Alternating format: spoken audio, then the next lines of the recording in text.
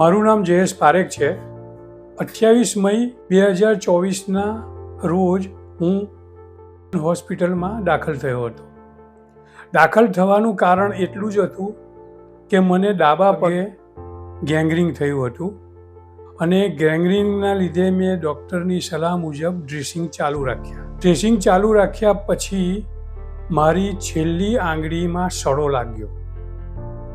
સડો લાગવાથી ડૉક્ટરે મને સલાહ આપી કે તમારે આ છેલ્લી આંગળી કાપવી પડશે.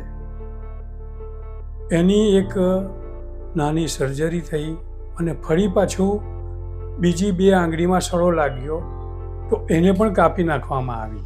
અને ત્યાં હોસ્પિટલના ડૉક્ટરે મને જાણ કરી કે હવે તમારો પગ ઘૂંટણના નીચેથી કાપવામાં આવશે. હું ગુજરાત ગેસ્ટ્રો હોસ્પિટલમાં ડૉક્ટર અંકુર પટેલના માર્ગદર્શન હેઠળ હું એડમિટ થયો અને ડૉક્ટર અંકુર પટેલના માર્ગદર્શન પ્રમાણે મારા ડાબા પગને એન્જિયોગ્રાફી કરવામાં આવી.